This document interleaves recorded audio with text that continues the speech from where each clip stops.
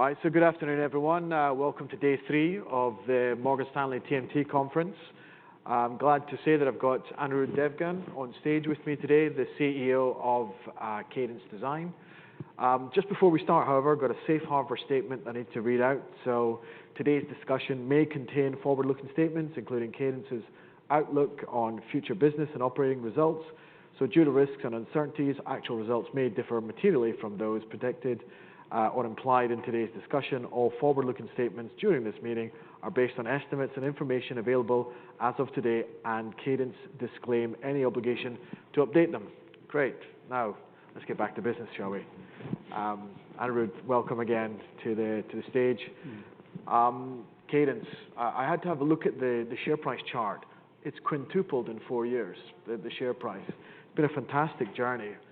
But for those who maybe just don't know who Cadence are, could you maybe reprise what it is you do, where you fit in the EDA space, and how does EDA inform the semiconductor universe?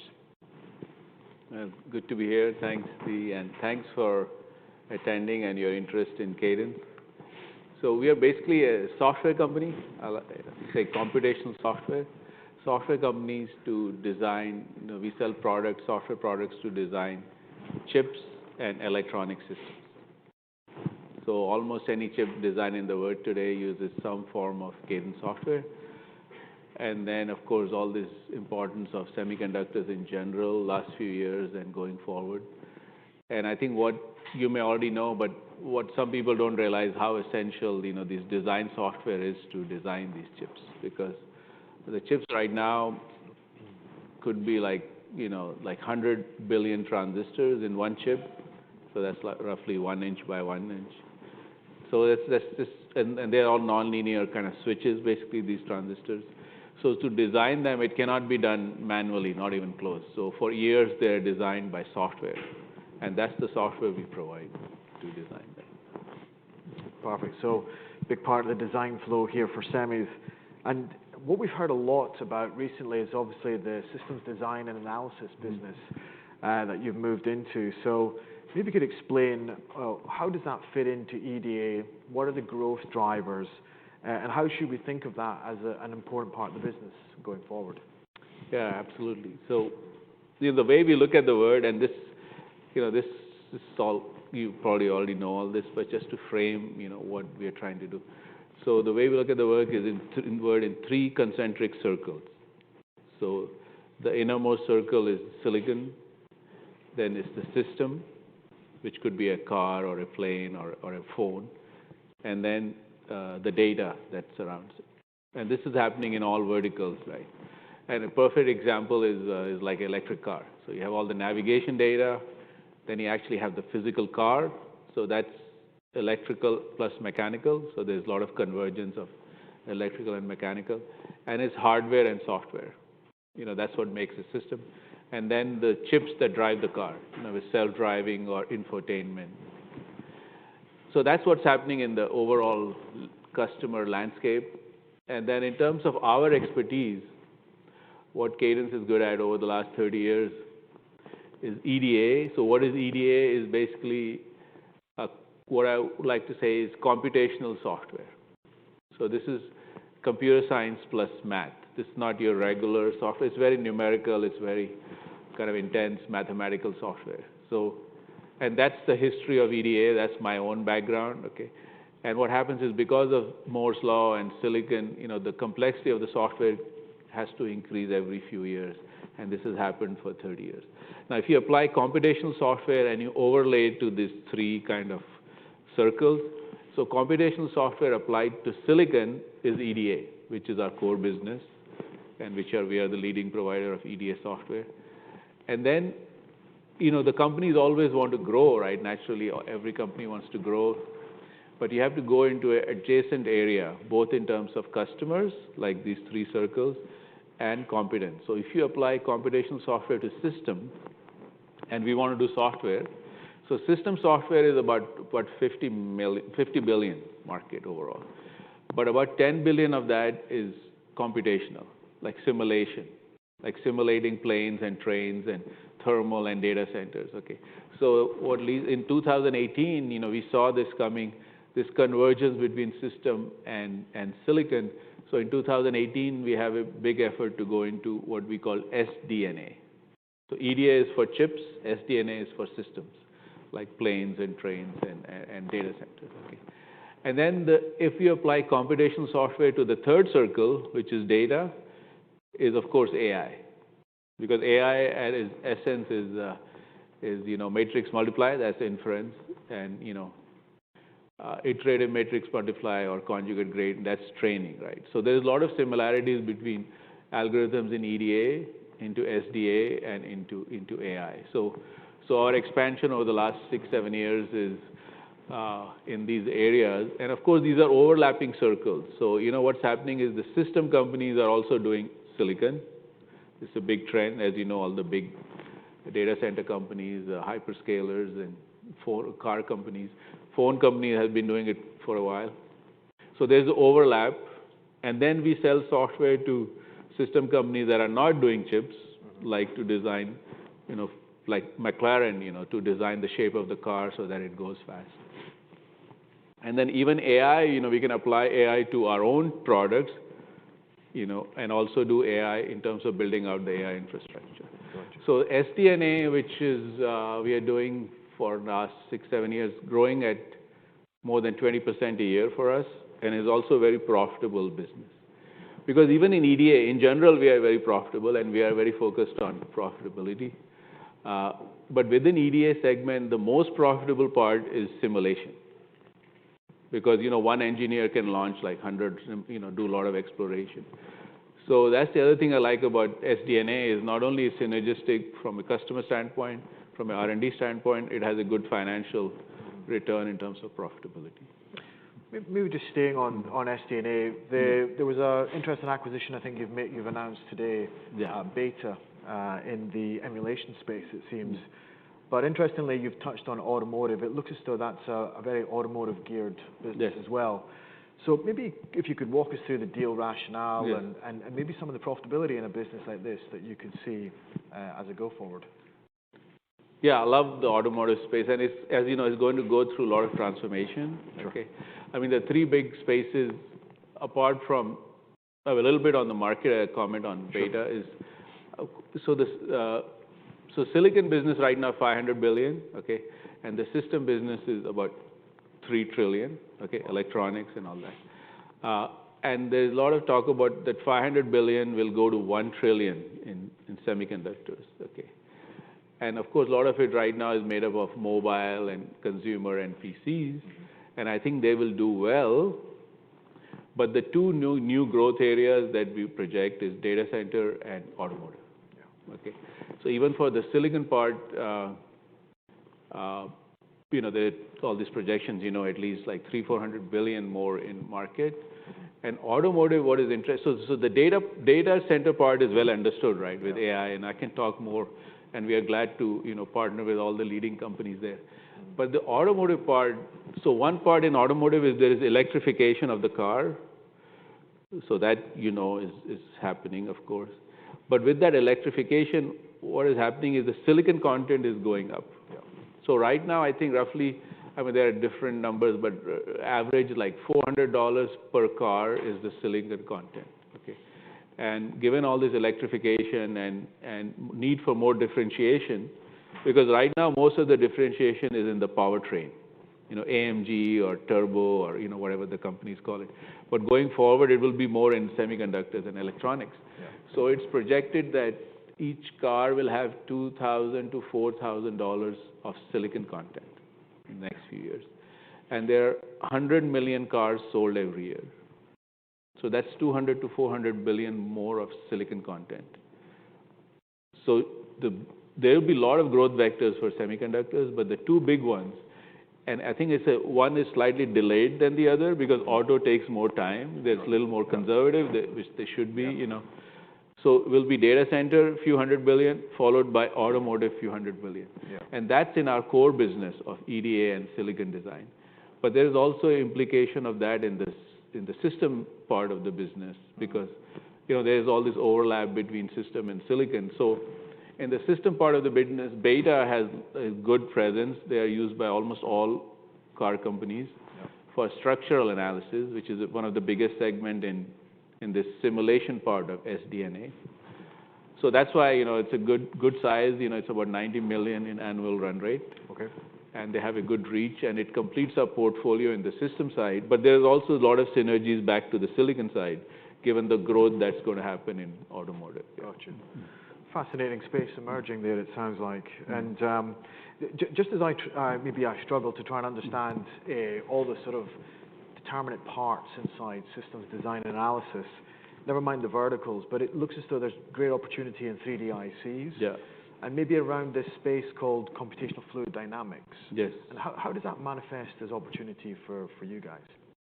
Yeah, great question. So, these are two big areas. So 3D IC, you probably know, is another way of saying like system in a package, right? If you open up if you look at the board, you'll see these black things which are chips, but typically they're a package. And in the old days, there was only one chip in that black. Now there are multiple chips, and they could be stacked. Okay. So it's another dimension to extend Moore's law. It's a big trend, and I think it will be for next 10 years. And Cadence is very well positioned in 3D IC. Because to do 3D IC well, you need at least three components. You need the IC tools, analog or digital design. You need the package tools, and you need all the analysis, like thermal and all is a big issue for 3D IC. One of the biggest issues is thermal or mechanical stress and things like that. Because once you're packing these things so densely, the thermal profile is huge. You look at, even like Grace Hopper or all these chips now, they are consuming so much power in a very small package. So we are well positioned because we are the company that has both analog and digital IC tools. We have a leading position in packaging. And then over the last, from 2018, we have all the analysis tools, thermal and mechanical stress.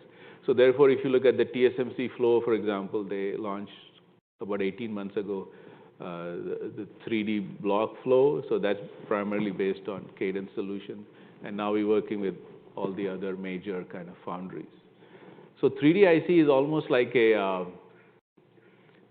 kind of a stapler between chip and system. Yeah. It's like not full system, but you're moving towards this kind of complicated chiplet-based architectures, and most of the industry is going that way. It started with high-performance computing, with AI and all these servers, but now in automotive also they are going through chip. And there's a lot of advantages. We can talk about 3D IC for a while. There are a lot of advantages of doing it because, like, even if you look at some of these big server chips, like Amazon has Graviton, it has like 6-7 chiplets on a package, and when you go to the next generation, you don't have to design or redesign all of them. You just some of them can be at more advanced nodes, so there's a lot of reuse, and there's a lot of efficiency in that. Okay, so I think that's a great area for industry in general and for us. Now, one of the big things in 3D IC is thermal, okay? If you talk to these big foundries, they'll say that thermal is a big issue. Yeah. And then Intel recently announced like backside metal, which is like instead of wiring, goes from the bottom of the chip, and, and all the other foundries, TSMC, Samsung, they're all looking at backside metal. Yeah. So what happens when you go backside metal is that the thermal becomes even more critical. Because there's less silicon substrate, which is a very good conductor of heat. So 3D IC and backside metal, which are both going to happen, make the thermal problem much higher. Yeah. And then at the system level, the thermal problem is huge with all the data centers and how much power they consume. Okay. Now, to do thermal well, you need both finite element and CFD. So that's the reason we went into CFD a few years ago, because finite element is more kind of traditional EDA, and CFD is, okay. So to do thermal well, we had to do CFD, okay. Yeah. Now, if you do CFD, then might as well do CFD in general, right? So then, last few weeks ago, we launched an exciting new product called Millennium in CFD. Yeah. And CFD is a big market. It's computational fluid dynamics, basically airflow, liquid flow. So it has a lot of applications. So one of them is thermal, but it has general applications like, plane design, car design, data center design. So it's a big market. And the way we do it is, about 2 years ago, because we want to do, we are R&D driven company, technology company. So we want to out-innovate, right? Of course. I mean, everybody says that, but you have to actually do it. Okay. So we acquired a company out of Stanford 2 years ago, which has a new form of doing CFD, which is much more accurate. So if you look at the chip industry, we will simulate about 99% of the chip. Okay, we like to believe 100%, but you can never get to 100%, but 99.x%, because these are NP-complete problems. So when the chips come back, they work first time right. And that's the big thing in the silicon business, right? But if you look at CFD or designing a plane, for example, or a car, and I talk to a lot of the aerospace companies, they will simulate about 20% of the scenarios. Not that they don't want to simulate the others, it's just not accurate enough or fast enough to simulate the others, right? And if you go to biology or something, they will simulate like 1 or 2%, okay? And the reason it's only 20% is that, I mean, they verify the others scenarios, the remaining, but they verify it through physical test, like wind tunnels and things like that. So that's, of course, not as efficient as if you do it in a computer, right? And there is this big trend towards digital twins and all that, but still there is a lot of room there. What I like to say is, in the EDA or the semiconductor business, we don't have digital twin. We don't call, first of all, we never used that term because that was never a semiconductor term. But if I were to use that term, we would have a digital mother, because the computer is the golden representation, and they have techniques to so that's the value of semiconductor. So we want to bring some of that into this. There's a big opportunity to do that in the system space. Now, going to 100% or 99% will take time, but at least we can double or 40, 50%, 60% coverage. Now, why they don't simulate is because it was not accurate enough. Okay, if you look at a commercial flight, when it takes off and lands, which is, by the way, the most tricky part, it's too nonlinear and too much turbulence for the traditional CFD to work accurately. So what we did to solve that problem is, first we acquired this company. It's 30 years of research out of Stanford, which has this high accuracy. They call it, LES, large eddy simulation model, which can cover the whole space. But it's more computationally intensive because it's more accurate. And anyway, speed is a big issue, not just accuracy. I mean, accuracy is number one, but then speed. Now, to get speed, these methods, the way they work, are very well suited for GPUs. Okay, traditional CFD only speeds up a little bit on GPU, but this new way out of this company, Cascade, out of Stanford, you can get like 100 to 1000x speed up on a single GPU, because these GPUs are also getting faster and faster. And then you can put AI on top of it to further accelerate it. So this combination of AI plus principal simulation, which is more accurate, plus accelerated computing with GPU, can really give a lot of speed up. So one rack of Millennium is equivalent to like 32,000 CPUs. So that's a new kind of disruption in CFD, not just for thermal, which is how we started, for general purpose CFD, to simulate planes and cars. And so we already have a lot of customers excited, and this is the first time. Now, we have done this in silicon, in Palladium, which is used by NVIDIA and a lot of big companies to verify chips. That's how we get 99%. The same philosophy we want to apply to verify systems. Gotcha. So I'm going to try and summarize that, because there was quite a lot you gave us there, actually. So intralayer, you've got quite a lot of EDA, the core tool sets to work there. Interlayer, effectively, is where you start to bring in CFD, pipe cleaning it in 3D ICs first. But if you've gone that far, you move to general purpose, so you can move into full systems. And that includes simulating Navier-Stokes equations, eddies, et cetera. And with that brings you newer, bigger markets to go after. And it's Cascade, you said, was the name of the company? Yes. Fantastic. So it's like 2 years in the making, this product. But of course, 30 years behind that. But also combining it with GPU acceleration. So it's super, super, super exciting. But in general, what I would like to say is that, and I talked about this for a while, so I don't know if you heard me before, is I think in all markets, so, one thing is this 3 concentric circles. And somebody told me, everything with you is 3 things, which is true, by the way, My advisor, my PhD advisor, told me the answer to life is E, 2.7. So how many kids you should have, 2 or 3 or something like that. So everything is 3, okay? So the other 3 thing, apart from the 3 concentric circles, is 3-layer in terms of, and this is going to happen in all markets, okay? What I call a three-layer cake, okay? And I'll tell you why I call it a cake, separate issue, okay? Because when you eat a cake, I don't know anybody who eats it by layer by layer. You have to eat all the three layers together, okay?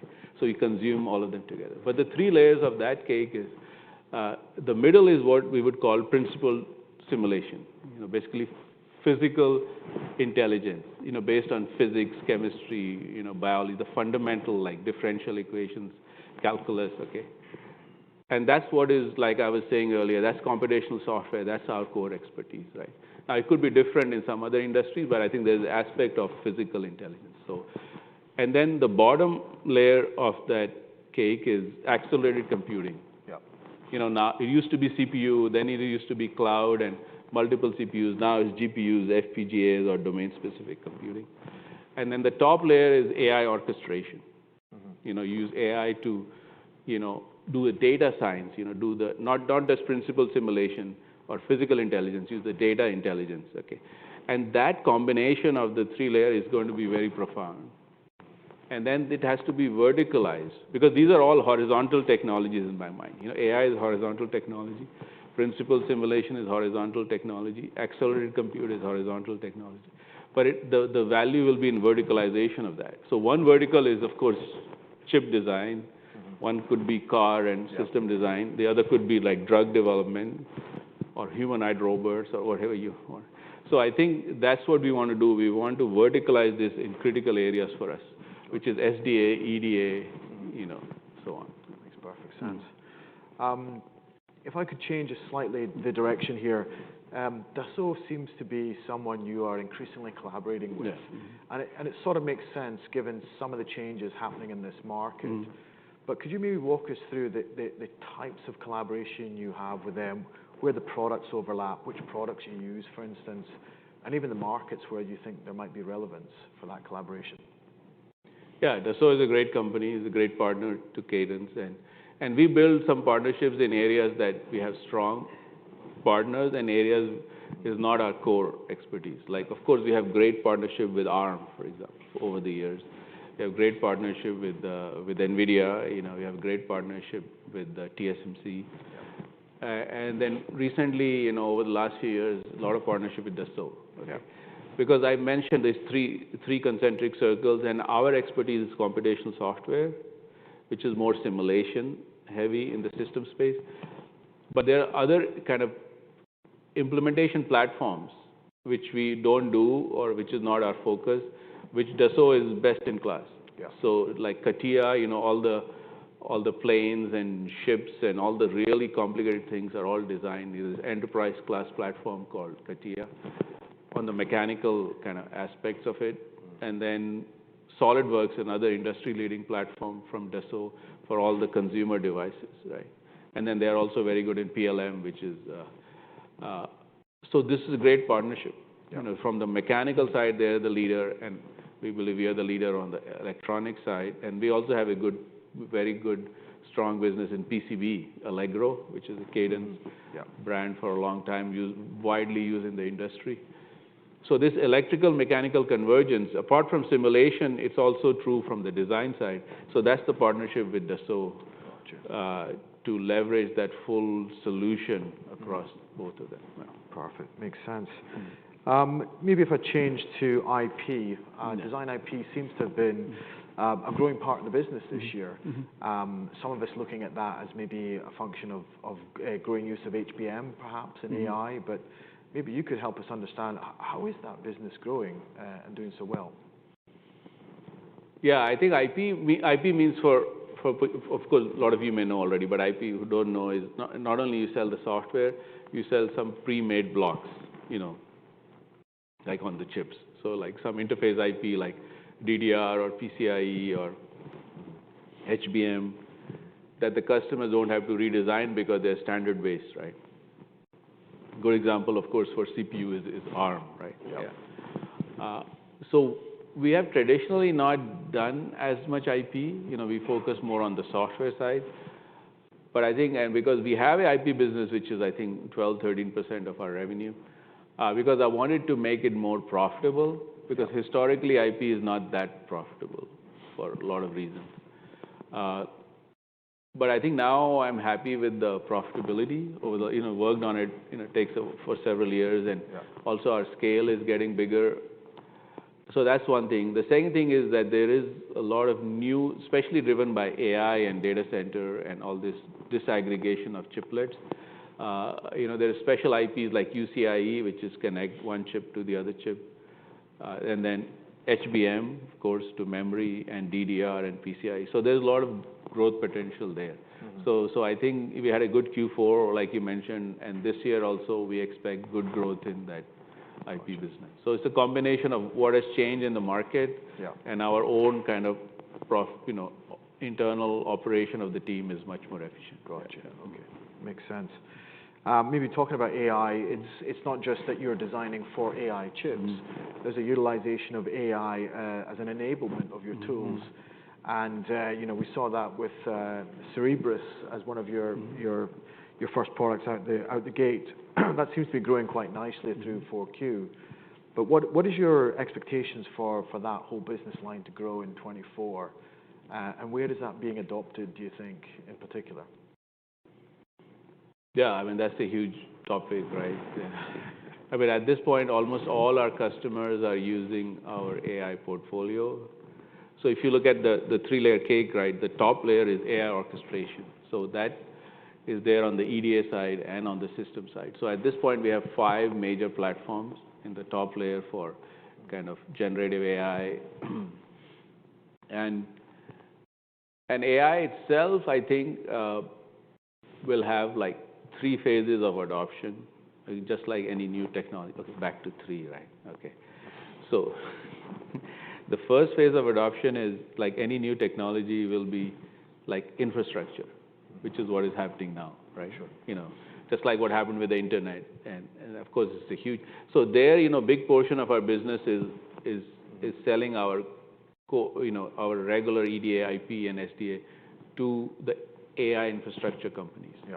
Of course, NVIDIA being the remarkable partner, and they are, of course, doing phenomenally well. But there are all these hyperscalers, there's AMD and all the hyperscalers. And of course, we work closely. We announced last year with Tesla, which is also kind of a self-driving AI chip, slightly different. And then all the other car companies that are doing silicon. So that's a big part. So that's the first thing is the infrastructure build out of AI, and that we benefit from that. Yeah. And we are central to kind of that happening. Okay. Yeah. The second part is what you mentioned is applying AI to our own products. Yes. Okay. And because of the real value of this kind of generative AI, it can automate things that we could not automate before. Yeah.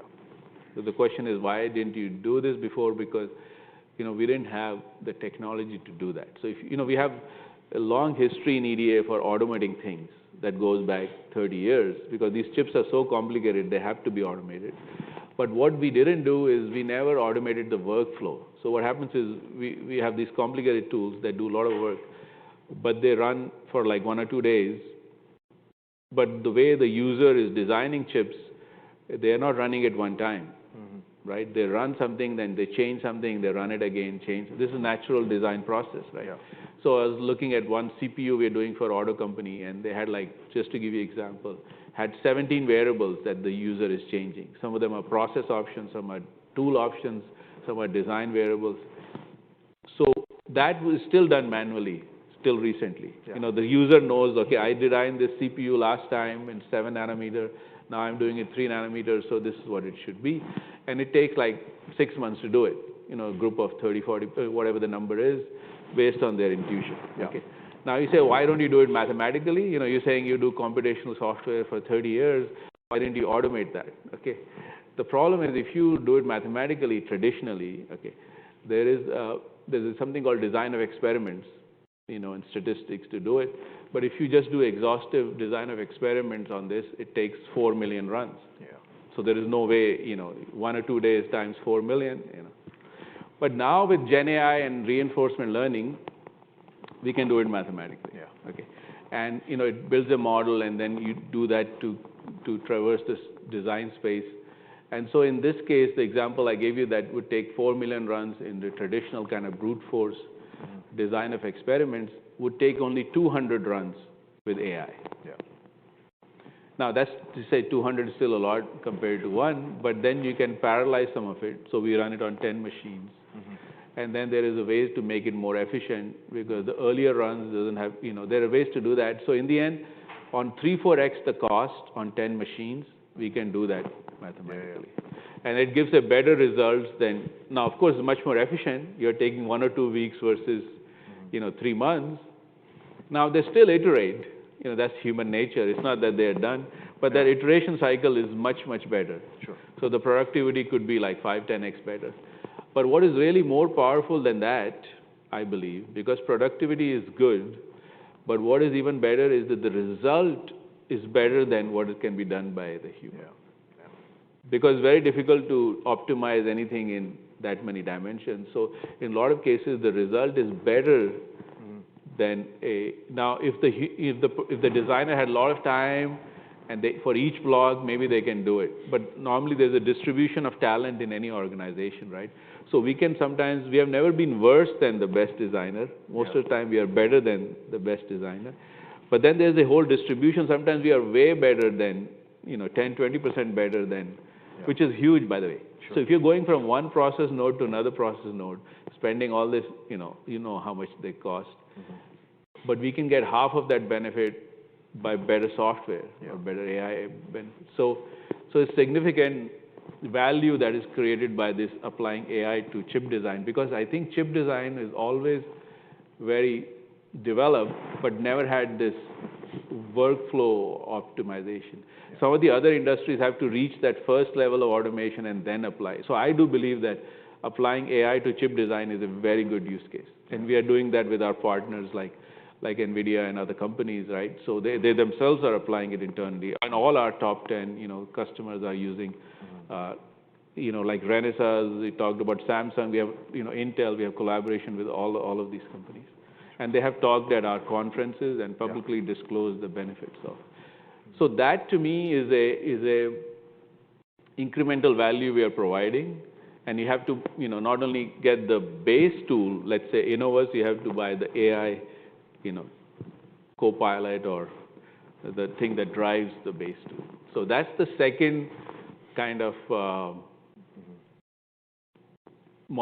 value of AI. Is applying. The first is in the infrastructure. The second is applying to our own tools.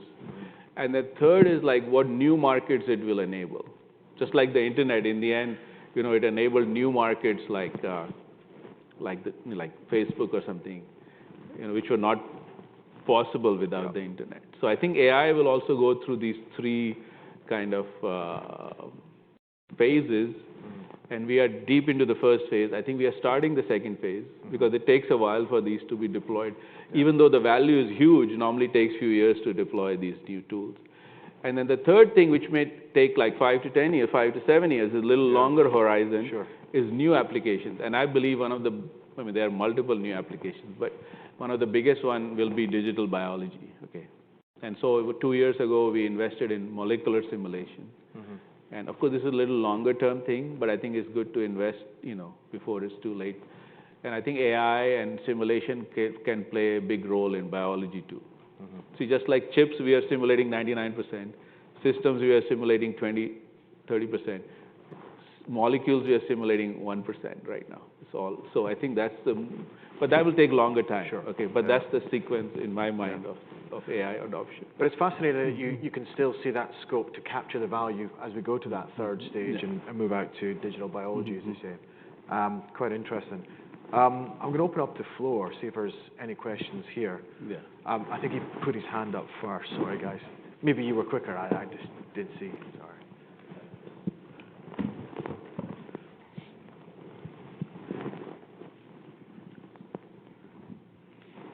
Can you talk a bit about the competitive landscape? Of course, Synopsys is acquiring Ansys.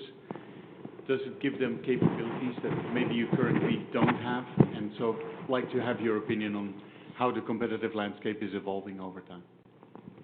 Yeah, sure. I mean, we started this journey, like I mentioned, in 2018. because of these three concentric circles and, this SDNA, At that time, people asked me, hey, Anil, what's this? Does it make any sense? EDA companies will do system design and simulation, okay? So I think now you're seeing other people realizing the value of that. That's the way I would like to say it. But we were doing pretty well anyway in the market, and we have a pretty complete portfolio. I mean, one area that I wanted was to make sure we have is structural analysis, which is the acquisition we announced today. Yeah.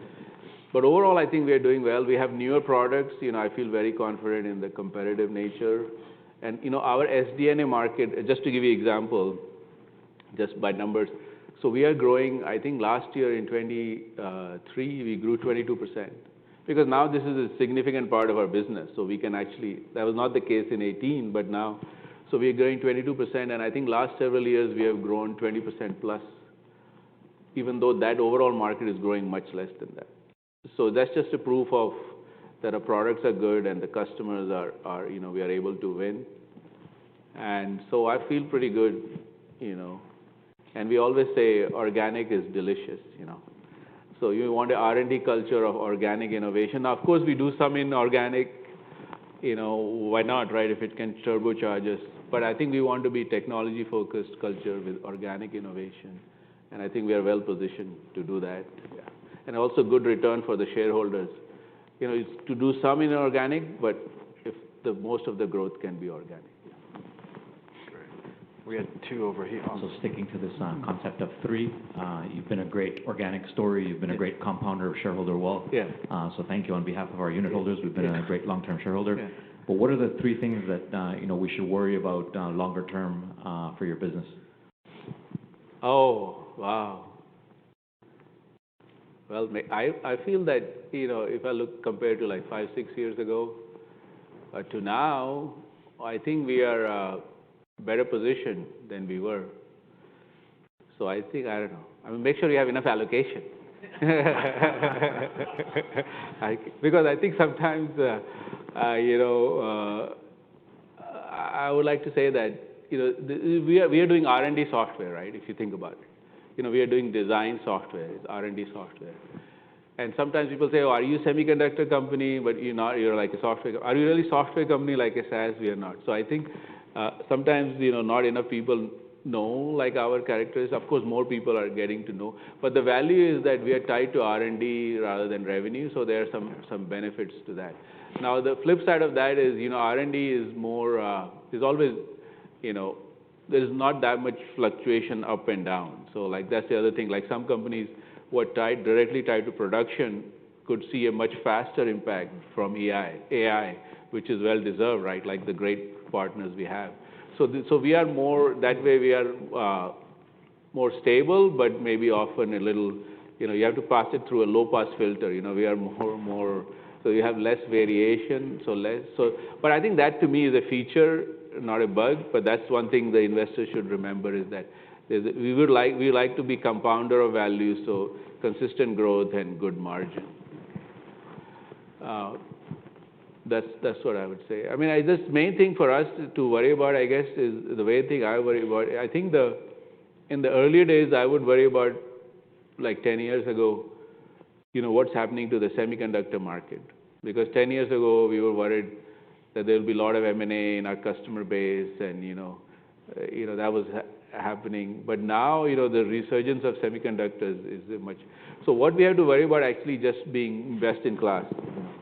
Make sure our products are good, we provide value to our customers. Focus on R&D, focus on the team, We always say team, technology, and customers, because that's three also, okay? And everybody says customers, which is true, by the way. Everybody wants to be customer-driven. But if you don't focus on the team and the technology, the customers don't like you, right? So we want to make sure that we have the best team, and there's a lot of kind of changes in the workplace, make sure we can hire the right people. And there's a lot of changes in technology. So I think as long as we are relevant, we are in a good market too. So I think that's to ask me to make sure we have the alignment, we say win with the winners, because all the customers are very valuable, but there are some customers that are driving the entire industries, like, right? So to have partnership with NVIDIA or with ARM or with TSMC, on the system side. So, to align with the really game-changing customers and a lot of other customers I can't talk about, but they are equally important, okay? And then and have the right technology and the right team. Maybe yourself. Could you speak a little bit more about the hardware verification business and the drivers, and does it become compulsory as customers move to smaller nodes and more complex chip architectures? Yes. I mean, and hardware verification has seen this huge growth over the last few years, And the reason for that, as you know, is this kind of need for first time right. This 99 or close to 100% verification that is essential for chip design, otherwise it's too expensive, right? And the way we do that, like in the old days, we would do like silicon design, let's say this silicon design, and then you would do system or software design, okay? So then, do silicon design for 3-4 years, the system part would take 1 year, and the system would come out like a mainframe or a server or whatever it is, car. So that's a very long process. But nowadays, like if you look, the silicon comes out, and within 3 months you can get the systems, right? And so the best-in-class companies, they will overlap silicon and software development. Okay, so that means that you just finish silicon and then the system comes out, right? This is true for phones, this is true for AI chips, this is true for a lot of things, right? Now, how is that possible? Is when you're doing software development here, sorry for my, you don't have no chip, so you have to emulate the chip. So we sell these Palladium and Protium systems that will basically mimic the chip even before it is manufactured. So these are like supercomputers, basically. And NVIDIA is a development partner on Palladium for the last 15 years. Okay? So, and then a lot of the other big companies. So then what happens is you can, first of all, verify the chip that is correct, but also you can boot Windows or Android or, whatever your software stack is. So when the chip comes out, it is functional. So this is a beautiful thing. And we build a custom chip in TSMC, and there are 144 of them in the supercomputer. It's liquid cooled, okay? To emulate, and it runs 1,000 times faster than a typical, like a CPU would run for this kind of application. So now, as more and more people go to advanced node, bigger chips, all these AI chips, it's almost given that you have to use hardware. Otherwise, you cannot first of all, you cannot verify the chip properly, and you cannot write the software. And then all these system companies, the big hyperscalers, do chip design. Of course, they are system companies because they have software, right? That's the first definition of system company, along with the hardware. So then all this software can be boot up on these. So that's why over the last few years, our hardware business, which is Palladium, Protium, has done very well. And almost half of our verification business now is hardware assisted, because you can accelerate by 1000x. So that's why we went into CFD this way, because what happened in chip design should happen in other areas, because hardware acceleration can provide a huge boost from going from simulation to emulation. Yeah. That 1000x changes your use case. See, you can boot software and you do all kinds of things which you cannot do on a CPU chip. So, what kind of chips are in the hardware? So we design our own chips. It's a special Boolean processor.